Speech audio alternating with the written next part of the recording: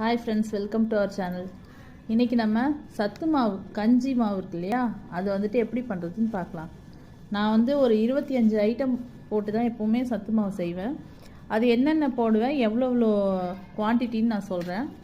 இதை நீங்கள் செஞ்சு கொடுத்தீங்கன்னா குழந்தைங்களுக்கு ரொம்ப ஹெல்த்தியாக இருப்பாங்க. நம்மளும் சாப்பிட்லாம். நம்மளுக்கும் உடம்புல டயர்ட்னஸ் இருக்காது.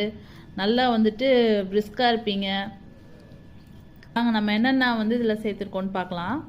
ஃபஸ்ட்டு ராகி, கேழ்வரகு 1/4 கிலோ, கம்பு 100, அப்புறம் கருப்பரிசி 100, சம்பா கோதுமை 100, கருப்பு உளுந்து 100, மக்காச்சோளம் சோளம் 100, அப்புறம் செகப்பரிசி 100, பாசி பயறு 50, இது கம்பு 100, கவுனி அரிசி அது 100, சிவப்பு அவல் 100, பார்லி அரிசி 100, வெள்ளை சோளம் அதுவும் 100, அப்புறம் சுக்கு ஒரு 20 ரூபாய்க்கு வாங்கிக்கோங்க. சுக்கு பாருங்க, அந்த சைஸில் 20 ரூபாய்க்கு வாங்கிக்கோங்க. அப்புறம் வரகு அரிசி அது 100, மைசூர் பருப்பு இருக்கு இல்லையா, அது 50, கருப்பு கொண்டக்கடலை ஒரு 100, அப்புறம் கருப்பு அரிசி 100, சம்பா கோதுமை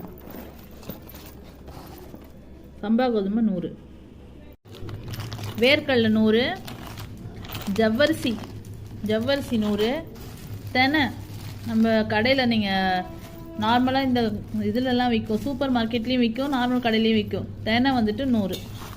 இப்போ இதெல்லாம் தனித்தனியாக நாங்கள் ஒரு மண் பாத்திரம் வச்சு தான் நான் எப்போவுமே வறுப்பேன். மண் சட்டியில் தான் வறுப்பேன். வாங்க எப்படி நம்ம எல்லாத்தையும் வறுத்து நம்ம ரெடி பண்ணுறோன்னு பாருங்க. இப்போ நம்ம கஞ்சி மாவுக்கு வறுத்தரலாம்.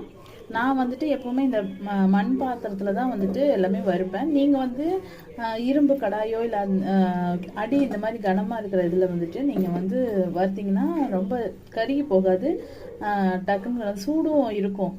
ஸோ அதில் வருங்க. வாங்க நம்ம இப்போ ஒன்று ஒன்றா வறுத்தரலாம்.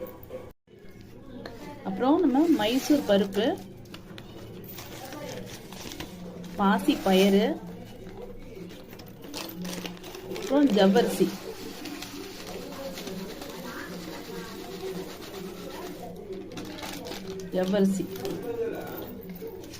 இது எல்லாத்தையும் நல்லா லைட்டாக கலர் சேஞ்ச் ஆகுற வரைக்கும் வறுத்துக்கணும்.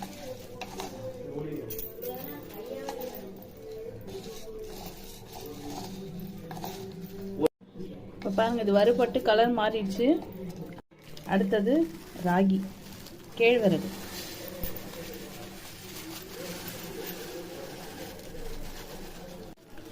இப்போ வரகரிசி போடுறோம். வரகரிசி,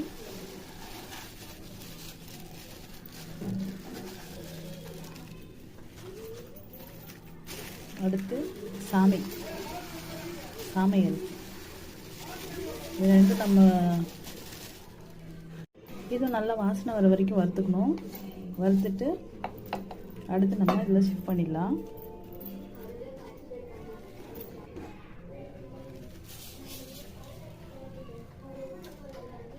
கருப்பு உளுந்து அரிசி எடுத்துட்டு கருப்பு உளுந்து போட்டிருக்கேன். எல்லாத்தையுமே நம்ம வறுத்து தான் இது பண்ணுறோம். நம்ம வெயில் காலமாக இருந்தால் நல்லா கழுவி வெயிலில் காய வச்சிடலாம். இது மழை காலங்கிறதுனால வேறு வழி இல்லை, நம்ம வறுத்துட்டு அரைச்சோம்னா தான் கொஞ்சம் நல்லாயிருக்கும். பூச்சி வைக்காது, பூச்சி வண்டெல்லாம் வராது, நல்லாயிருக்கும். அடுத்தது கம்பு,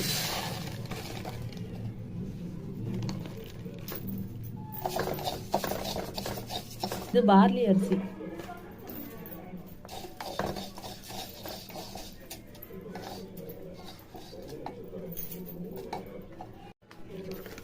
வெள்ளை சோளம், இது சம்பா கோதுமை, இது கவுனி அரிசி, இது சோளம்.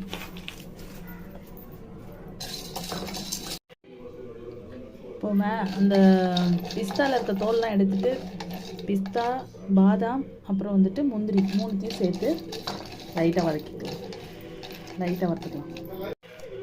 சுக்கு, ஏலக்காய்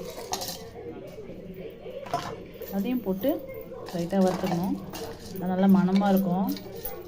இப்போ பாருங்கள், நான் இது எல்லாத்தையும் ஃபுல்லாக கலந்து வச்சுட்டேன். இதை அப்படியே மிஷினில் கொடுத்து அரைச்சி வச்சுக்கோங்க கஞ்சி மாவு. அவ்வளோதாங்க. இது தாராளமாக 2 மாதத்துக்கு மேலே வரும். அதாவது ரெகுலராக குடித்தாலே 2 மாதத்துக்கு மேலே வரும்.